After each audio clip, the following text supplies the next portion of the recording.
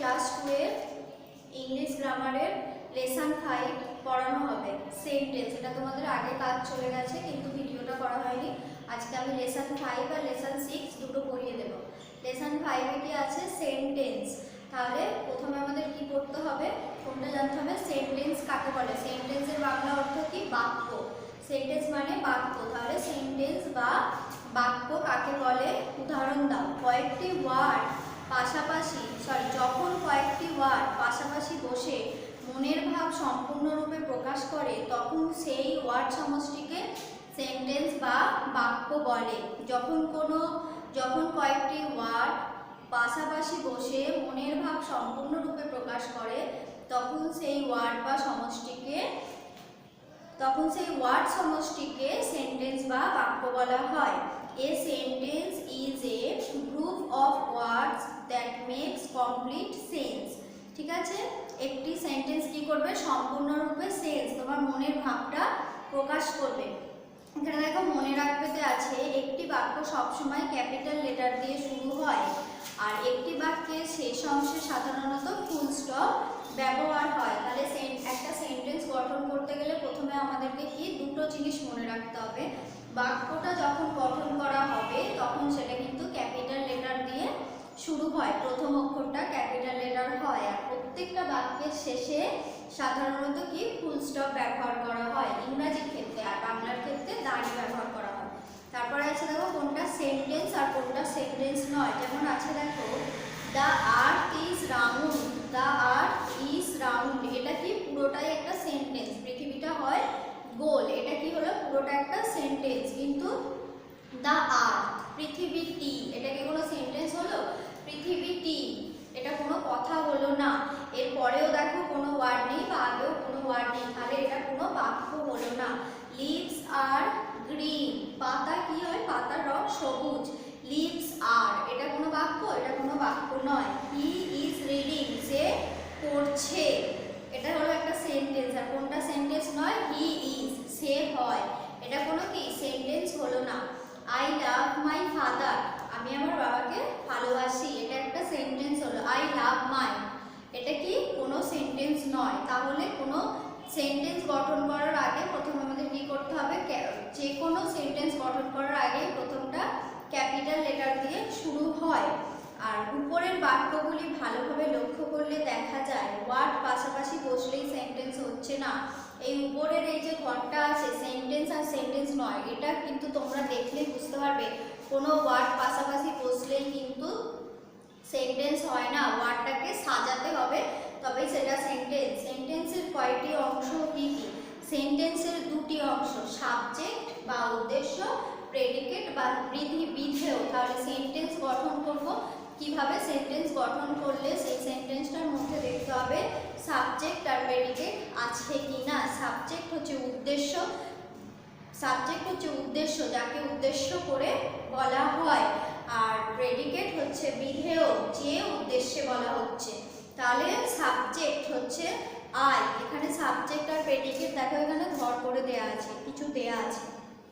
I হচ্ছে কি subject, প্রেডিকেটে আছে কি দেখো ড্রিঙ্ক মিল্ক, তাহলে আই মানে আমি ড্রিঙ্ক মিল্ক, দুধ পান করি, তাহলে আই আমি, আইটা কি হচ্ছে সাবজেক্ট মানে উদ্দেশ্য, মানে আইটা হচ্ছে উদ্দেশ্য মানে আমাকে উদ্দেশ্য করে বলা হচ্ছে। ড্রিঙ্ক মিল্ক, কি উদ্দেশ্যে বলা হচ্ছে? কার সম্বন্ধে বলা হচ্ছে? ড্রিঙ্ক মিল্ক, দুধের সম্বন্ধে বলা হচ্ছে, তাহলে এটা কি হচ্ছে? প্রেডিকেট। তারপরে আছে দেখো দ্য ট্রি ইজ টল, গাছটি হয় লম্বা। দ্য ট্রি, তাহলে কার সম্বন্ধে বলা হচ্ছে? গাছের সম্বন্ধে বলা হচ্ছে, তাহলে দ্য ট্রি হলো সাবজেক্ট, ইজ টল হলো প্রেডিকেট। মিল্ক হলো কি সাবজেক্ট, ইজ হোয়াইট, দুধের রং হলো সাদা, ইজ হোয়াইট হলো predicate. We go to school, তাহলে উই গো টু স্কুল এখানে কি হবে?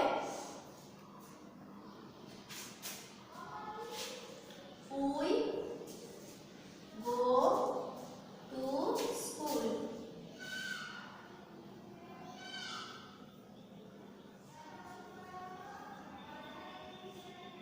উই গো টু স্কুল, ঠিক আছে। তাহলে এখানে তাহলে সাবজেক্ট কোনটা আমরা দেখব, মানে উদ্দেশ্য কোনটা? দেখো উই মানে হচ্ছে আমরা, কাদের উদ্দেশ্য বলা হচ্ছে? আমাদের উদ্দেশ্য বলা হচ্ছে, তাহলে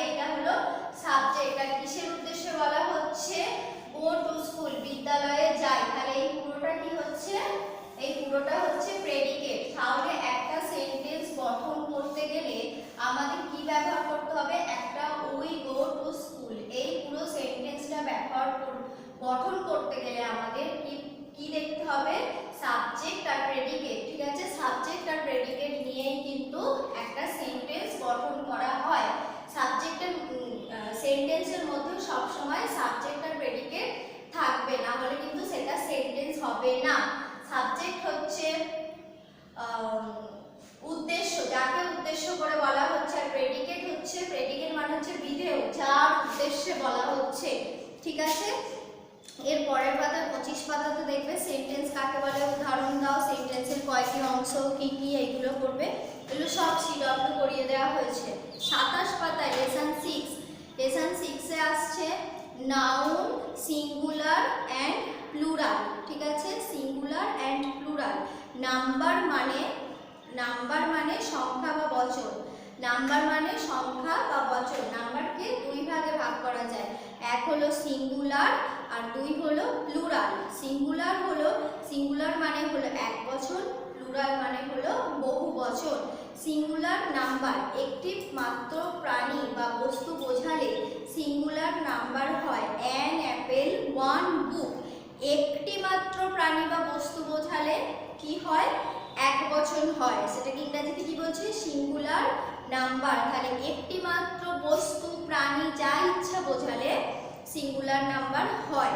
তারপরে আসছে কি? Plural number. যে নাউনে একের অধিক প্রাণী বা বস্তুকে বোঝায় সেখানে প্লুরাল নাম্বার হয়। যে নাউনে একের অধিক প্রাণী বা বস্তুকে বোঝায় সেখানে প্লুরাল নাম্বার হয়। যেমন বেবিজ আর মেন। নিচের উদাহরণগুলি নিয়ম সহ পড়ো। একের দাগেরটা দেখো কি আছে। সিঙ্গুলার শব্দের শেষে এস যুক্ত করে, সিঙ্গুলার শব্দের শেষে এস যুক্ত করে। ঠিক আছে, এখানে দেখবে সিঙ্গুলার একদিকেতে দেয়া আছে, সিঙ্গুলার থেকে প্লুরাল করা হয়েছে। ঠিক আছে, যেমন এএনটি, অ্যান্ট মানে কি? তোমার এক বচন, আবার এর সঙ্গে এস যোগ করা হচ্ছে, এএনটিএস।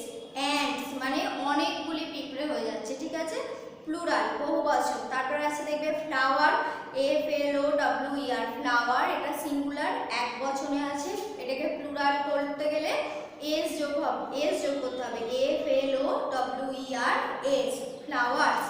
এইভাবে দেখো এই পাতাতে আছে এলিফ্যান্ট আছে, এলিফ্যান্টস, হাউস, হাউসেস, জাগ, জাগস, গেট, গেটস। দুয়ের দাগেরটা আছে দেখো সিঙ্গুলার শব্দের শেষে ইএস যুক্ত করে। ঠিক আছে, ASS, প্লুরালে কি আছে? ASSES, এগুলো সব কি ইএস যোগ হচ্ছে।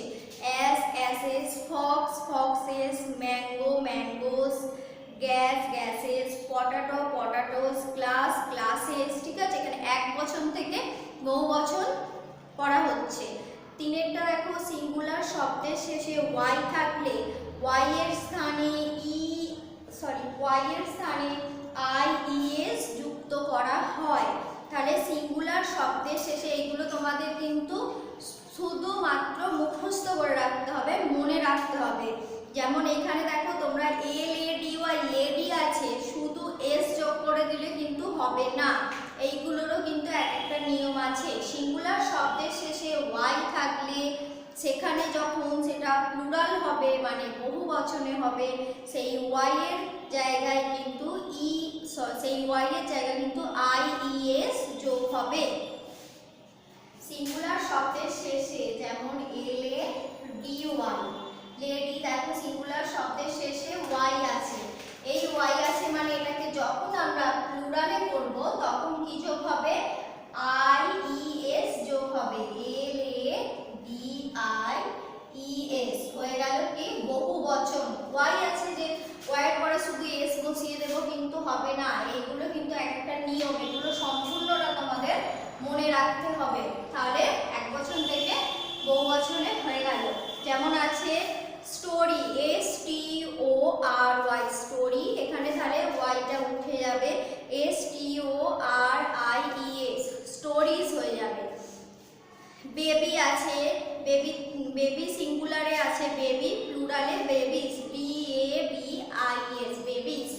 4 নম্বরেরটা দেখো সিঙ্গুলার শব্দের শেষে এফ বা এফ ই থাকলে এর বদলে ভি ই এস যুক্ত করা হয়।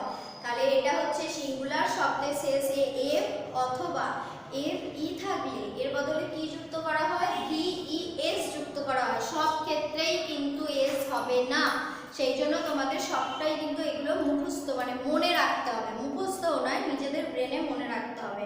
যেমন সিঙ্গুলারেতে আছে T H I E F, thief, এটাকে প্লুরালে করলে T H I E V E S, thieves হয়ে গেল। তাহলে এরকম 5 নাম্বারটা দেখো, সিঙ্গুলার শব্দের মাঝে ভাওয়েল পরিবর্তন করে।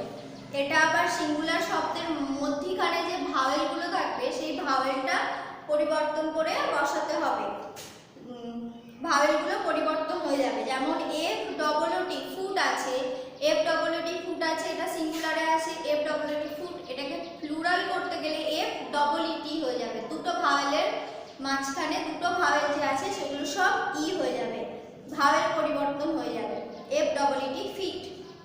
তারপরে আছে দেখো T double O T H, tooth আছে, এই ও গুলো ভাওয়েল, ও গুলো পরিবর্তন হয়ে ই হয়ে যাবে, T double E T H, teeth.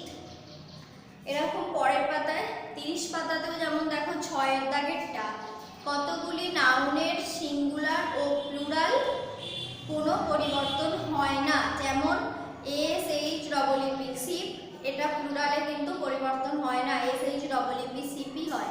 D double E আর ডিআর, এটাও ডি ডবল ই আর ডিআর হয়। তারপরে আছে দেখো ফার্নিচার, ফার্নিচারই হয়। প্রাইস, প্রাইস একই হয়। 7 দাগেরটা আছে সিঙ্গুলার শব্দের শেষে ই এন বা আর ই এন যুক্ত করে। যেমন দেখো সিঙ্গুলারে আছে C H I L D, child, এটা প্লুরালে কি হয়ে যাবে, C H I L D child আছে, আর ই এন যুক্ত হয়ে যাবে, চিলড্রেন, চাইল্ড থেকে চিলড্রেন হয়ে যাবে। চাইল্ড হচ্ছে এক বচনে আছে, আর C H I L D R E N যুক্ত হয়ে গেল, চিলড্রেন এটা প্লুরাল ফর্মেতে হয়ে গেল, বহু বচনে। তারপরে আছে দেখো ওএক্স, অক্স, এটা প্লুরাল ফর্মেতে হয়ে গেল, ওএক্স ই এন যুক্ত হয়ে গেল, অক্সেন, মানে বহু বচনে হয়ে গেল। এইভাবে তোমরা এই চ্যাপ্টারটা ভালো করে পড়বে, আর প্রত্যেকটা যে এরকম ভাবে কোনটা কার সঙ্গে যুক্ত করে কখন কিভাবে চেঞ্জ হচ্ছে সেইগুলো কিন্তু তোমরা মনে রাখবে। এগুলো মনে রাখা মানে এখন থেকে তোমরা মনে রাখলে এগুলো তোমাদের অনেক বড়বেলা পর্যন্ত কাজে লাগবে। তারপরে নাম্বার কত প্রকারও কি কি এটা এইচডব্লিউ দিয়ে দেওয়া হবে, আর 2 দাগেরটাও এইচডব্লিউ দেওয়া হবে, বাকিগুলো সব বইয়েতে এগুলো সিডব্লিউ করিয়ে দেওয়া হয়েছে।